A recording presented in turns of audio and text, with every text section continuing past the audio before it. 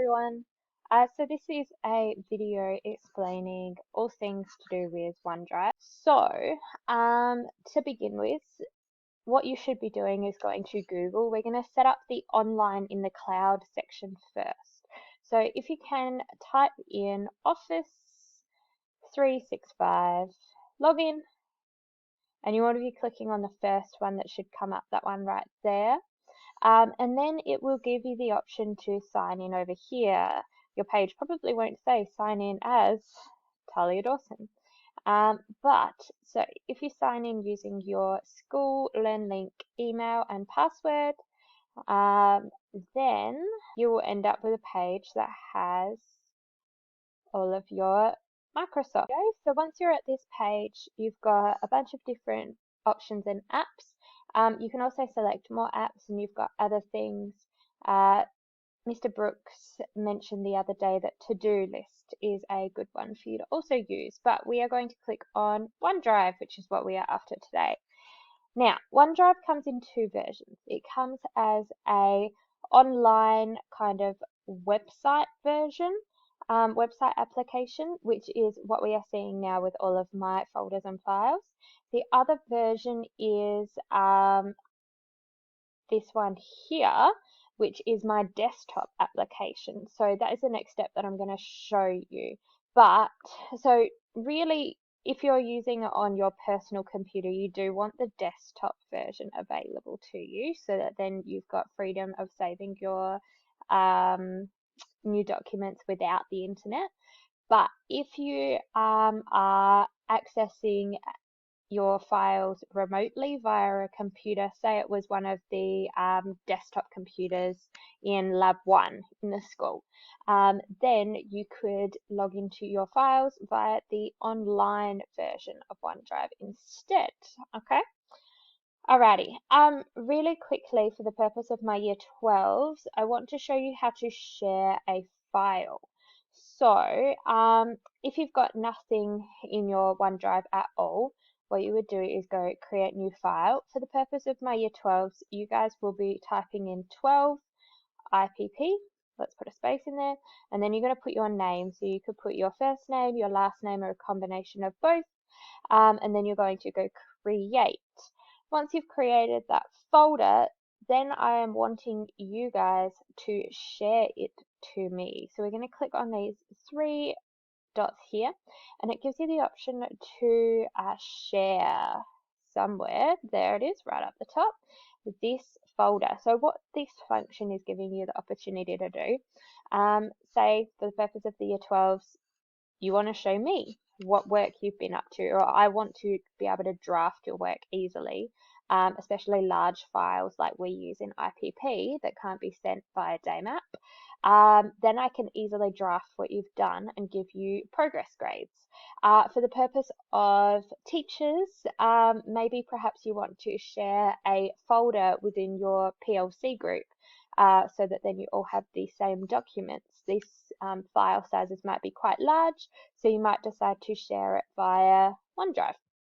So once you've clicked share, and you've created the folder, or you've selected the folder that you want to share, then you simply type in the email address, or you can do it just name of the person you want to share with. So for my Year 12s, you guys will be typing in, and I don't know whether it's going to find me because it's me, Dawson 644.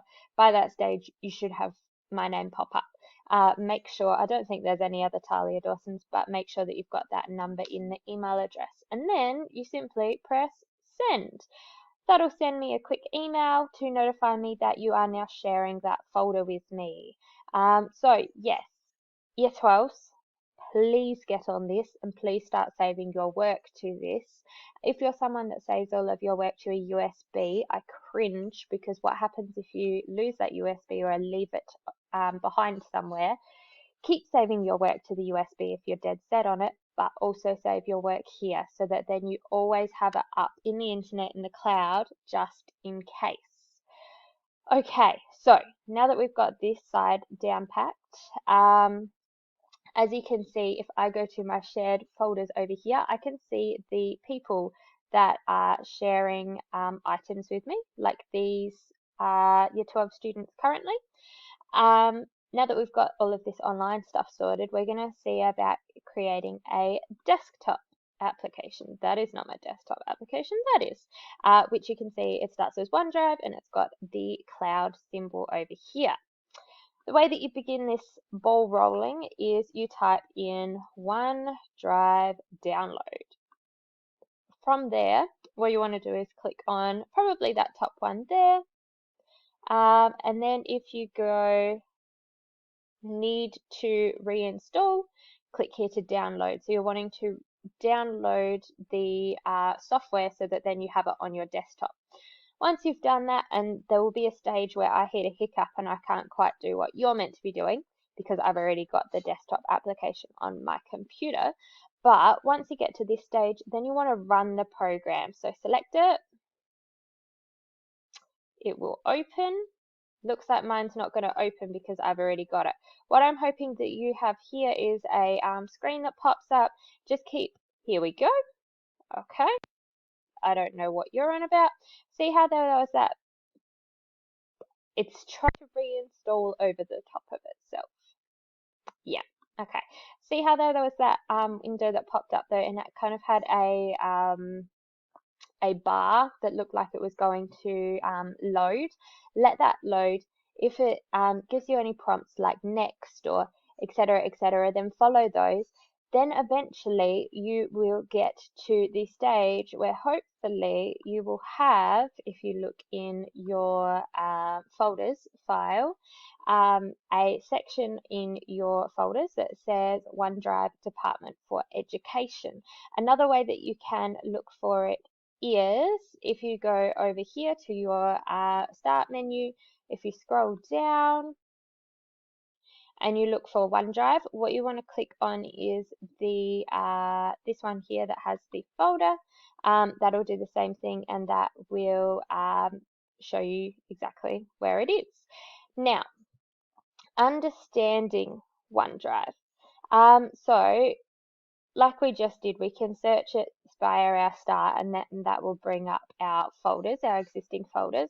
But there's also this little icon over here, which is your OneDrive, which it tells you a bit about what is going on with the program on your actual computer. So for me, mine was just paused for some reason. And as you can see now, it is updating. So it's sending the information that I have created most recently and it's putting it up in the cloud.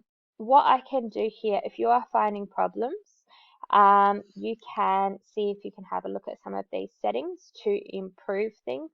Or you know what, you can go and speak to IT. That's probably the better way to go about it. But just to give you some information, these little status icons right here are really important and they tell you a lot about what is going on with your files. So what we have is some of your files will have a green tick. That green tick means that your file is currently saved on your computer where you initially saved it to under OneDrive, but it is also up in the cloud via your desktop app here. So it's saved in both and it's accessible via both. Then we have the kind of circle arrow blue button. That one there is a loading kind of symbol. What is happening is that file is saved on your computer, but it is not yet updated to the cloud. It's not yet updated to the internet computer web-based software. Okay, so if for example you were to break your computer right this second, you probably wouldn't get the file that is downloading. Now these status symbols here, these are actual files like Word documents and stuff. Obviously this is a folder though, so if I click on my Year 9 Visual Art folder, something within that folder, if it opens, it's in this one here. Something within here is still loading. Hence why, and it's still in there. And it's still in there. So you just follow it through and you find where that file is that is still uploading to the internet. Okay, the final thing that I need to show you is this little cloud function here. Mr. Brooks was talking about this beforehand the other day, but for those that didn't hear about it, this little cloud icon indicates that the files within that folder are only saved to the cloud. And if you needed to access any of those files, you can bring them back down from the cloud, but you'd have to download them.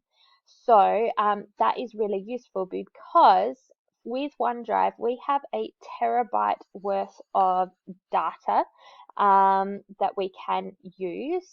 Um, Whereas on our computers, we have a much limited number of gigabytes that we can store on our computers. So if you have lots of files, like say for example, I haven't been teaching for that long, so I don't have too many years worth of files, but if I had 10 years worth of files, I would be probably updating some of those from say 2014 up to the cloud so that then I've still got them, they're still accessible, but day-to-day life, I don't need them, and I'm probably only going to want to download them with internet available. Yeah, for teachers as well, uploading your Zoom recordings to OneDrive would also be useful. How you do that is if you right click on the folder and then go free up space, it will send that space up to the cloud and make that a cloud symbol. Okay, alrighty. Hopefully that is a good rundown of what OneDrive is all about. Year 12s, please make sure that you've saved, sorry, not saved, yes, saved, but you've shared a file with me so that then I can have access to that folder while we are completing our work online. That will be very helpful for both you and me.